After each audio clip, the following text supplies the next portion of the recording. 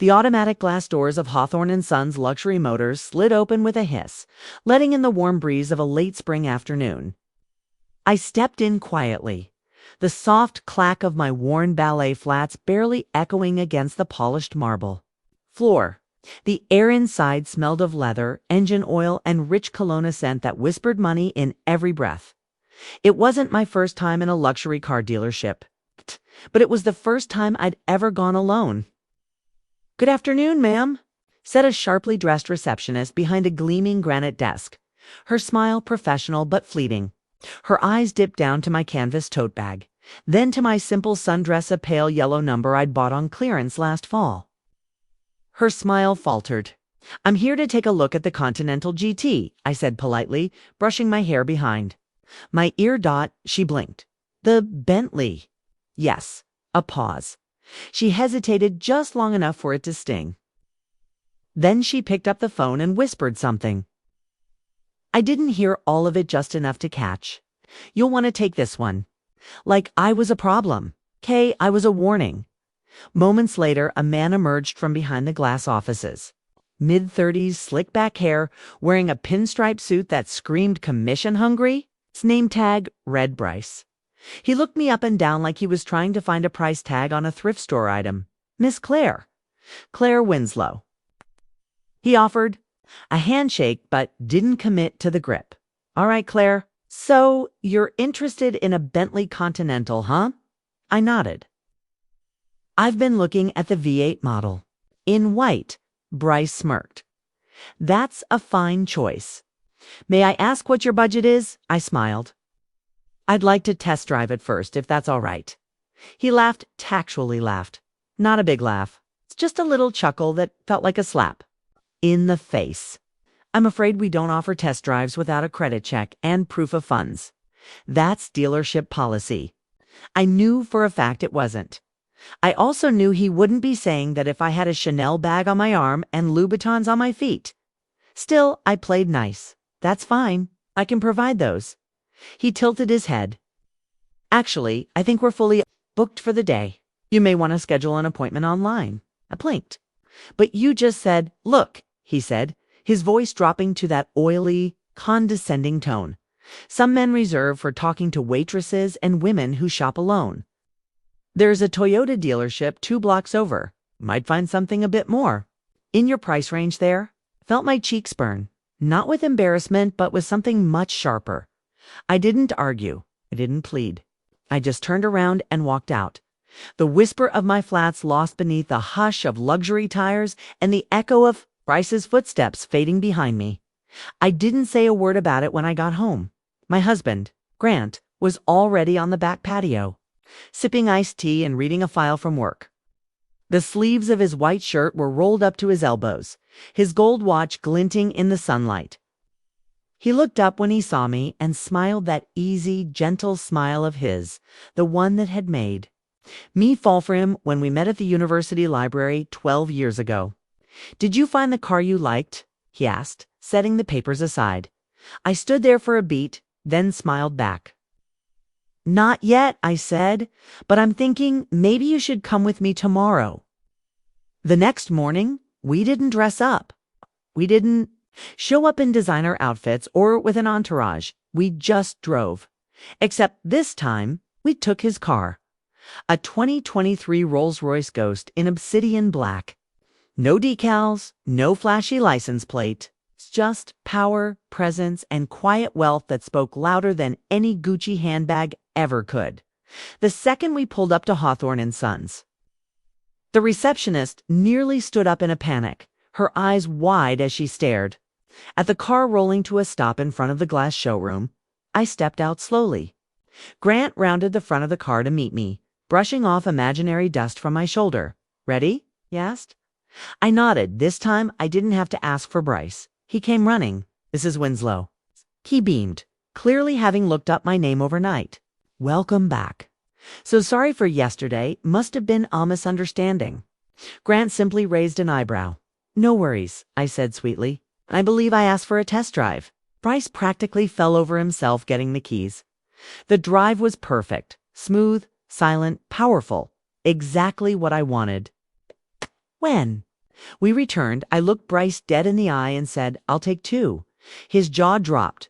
"Two Bentleys. One for me, one for my husband. But I'll be working with a different associate. If you're off the commission." The color drained from his face, and just like that, walked away again. This time, on my terms. But that's not where the story ends, because what no one at that dealership knew, not Bryce, not the receptionist, not the other gawking associates, was that Claire Winslow wasn't just some rich man's wife.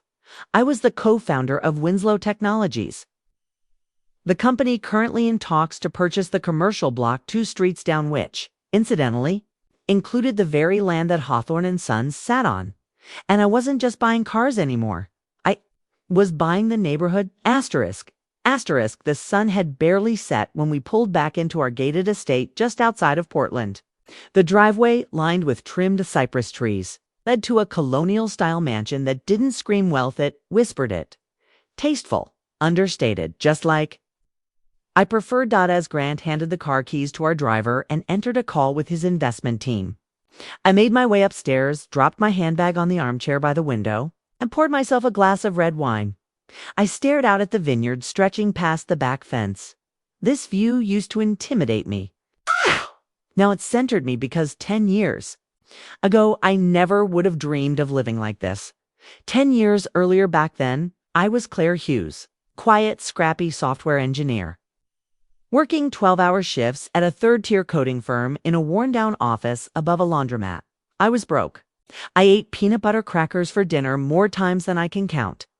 And no one, even myself, believed I would ever be anything more than background noise in someone else's success story.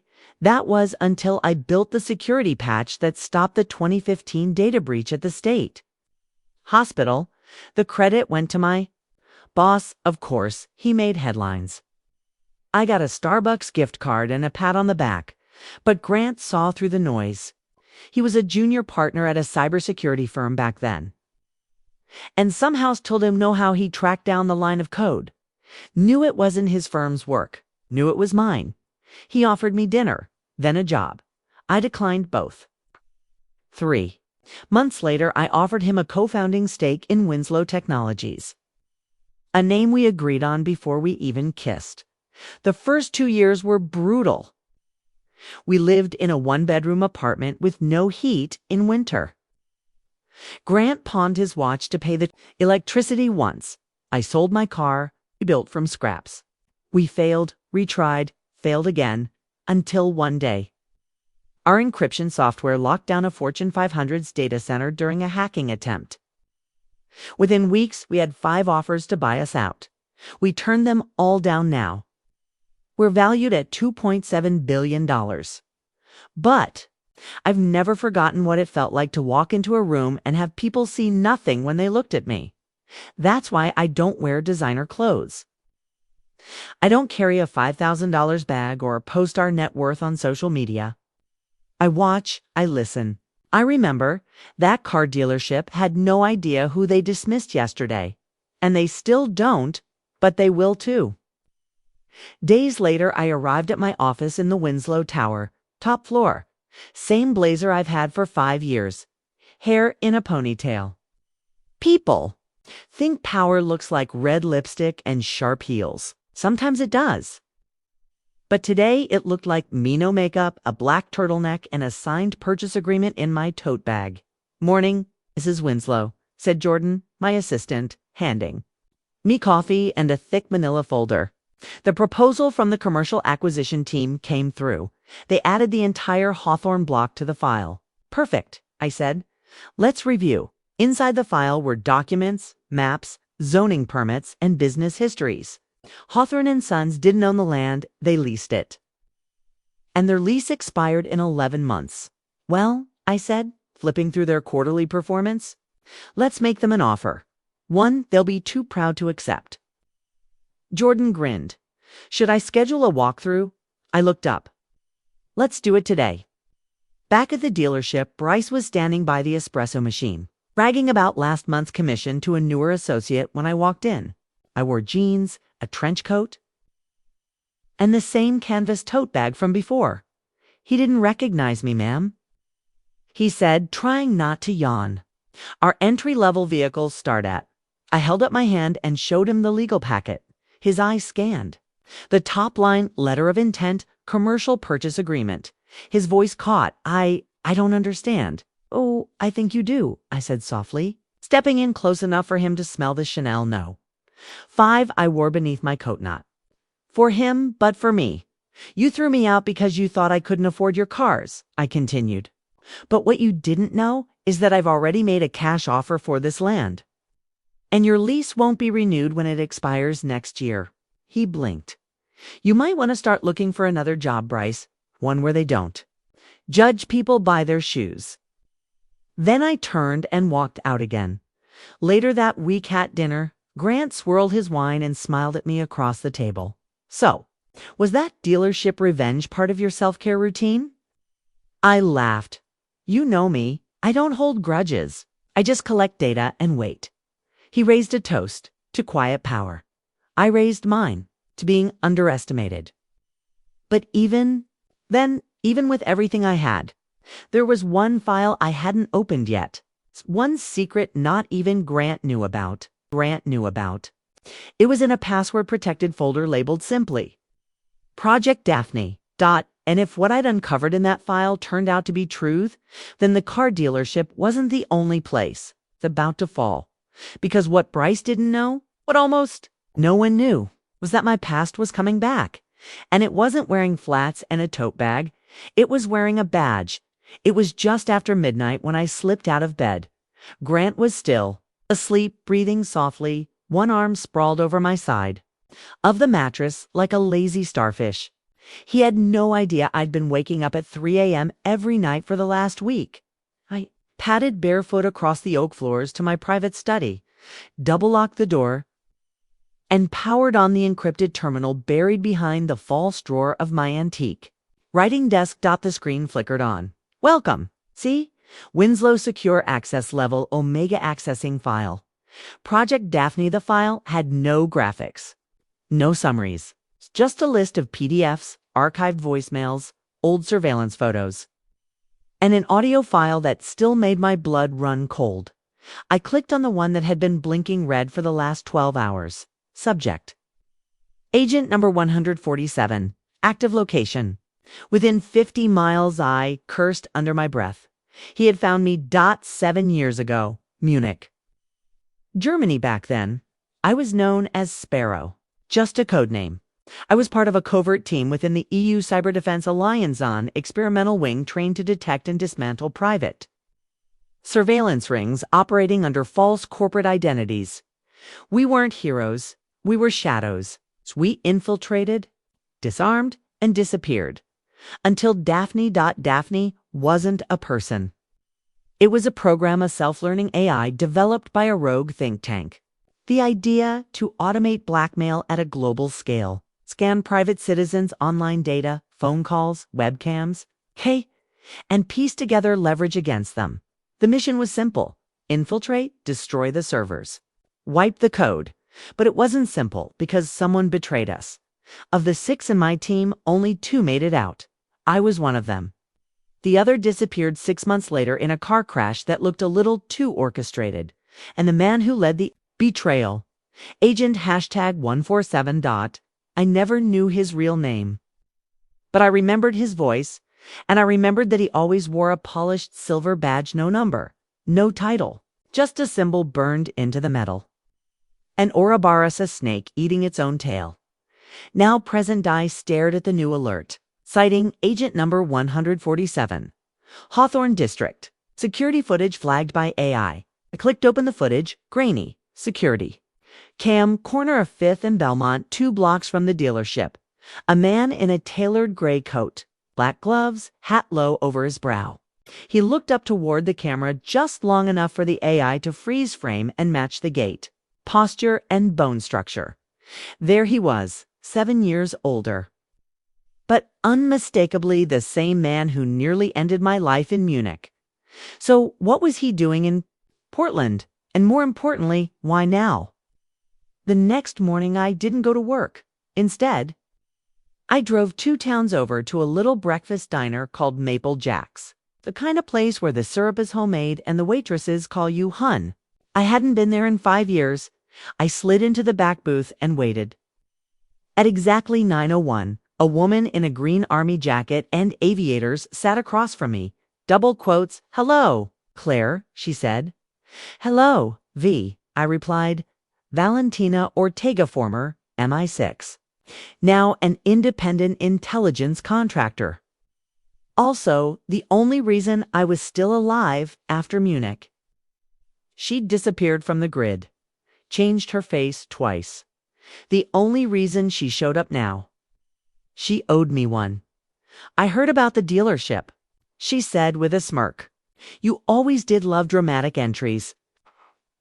I pushed the photo of agent number 147 toward her. "He's here." Her smile disappeared. "You're sure?" "The AI flagged him. He's moving slow.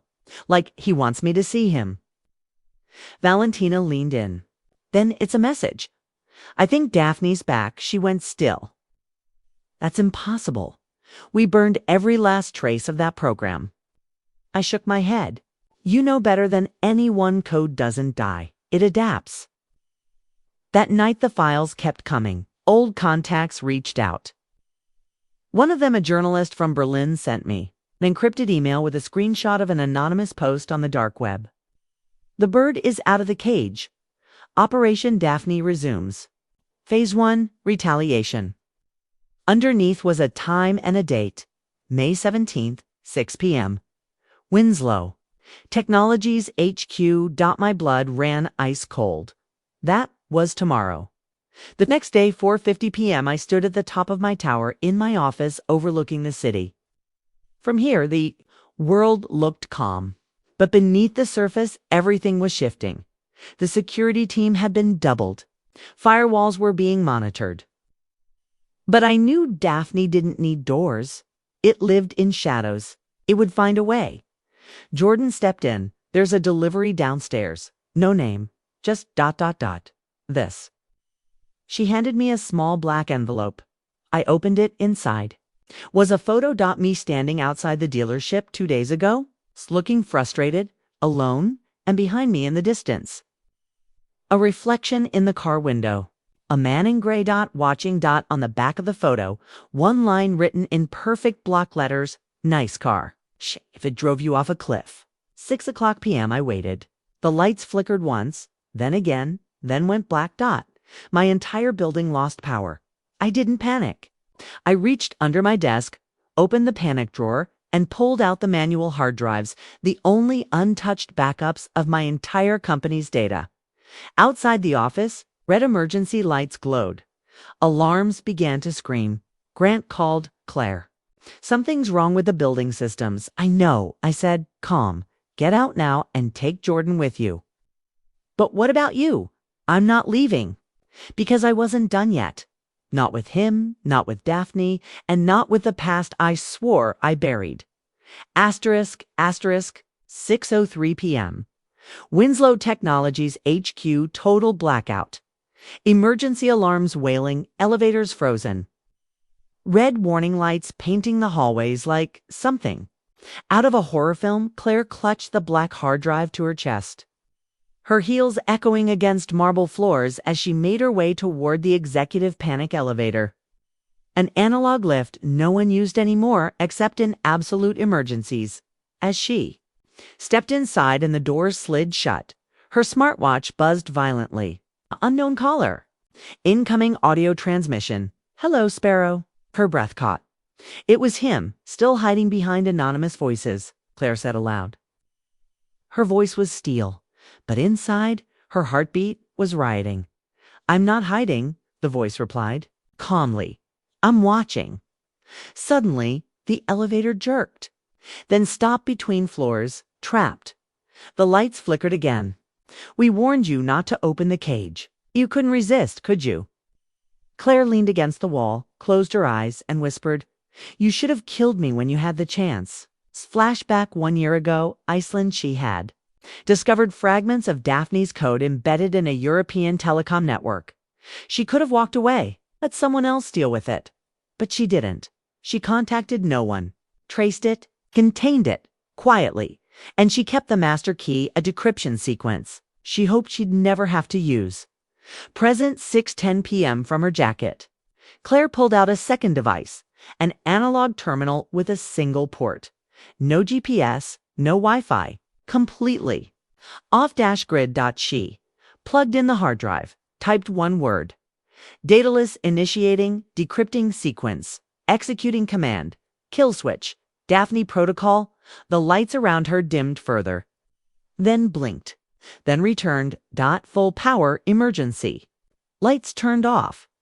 Systems rebooted. The elevator jolted back into motion. She'd done it.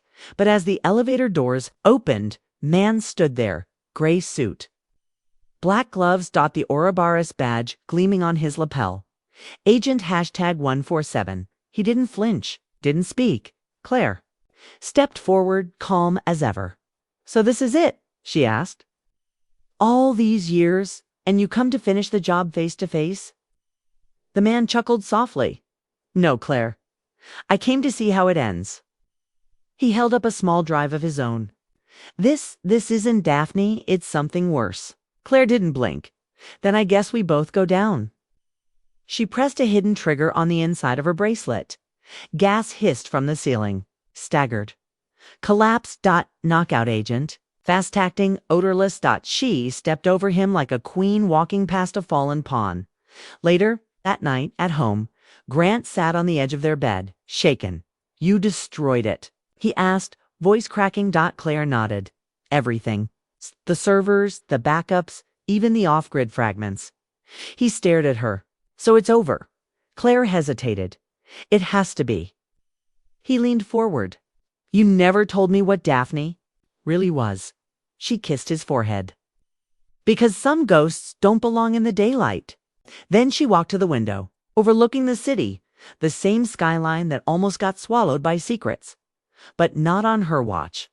1 week later, back at the dealership, Claire walked in wearing jeans, a t-shirt, and her old ballet flats. Makeup. No designer bag. Same woman, but this time, the sales staff stood up when she entered. One of them whispered, "That's her." The Rolls Royce woman. She walked past them all and smiled. "I'll take the Bentley this time," she said. "And no need for financing." Asterisk. They judged me by my outfit. They had no idea I once carried the kill switch to the world's most dangerous AI. Asterisk. Have you ever been underestimated because of how you looked? What would your Rolls Royce moment be? Share your story in the comments below. Asterisk. If you loved this powerful transformation tale and want more stories where revenge meets intelligence, make sure to hit that subscribe button, like the video, and ring the bell so you never miss another twist.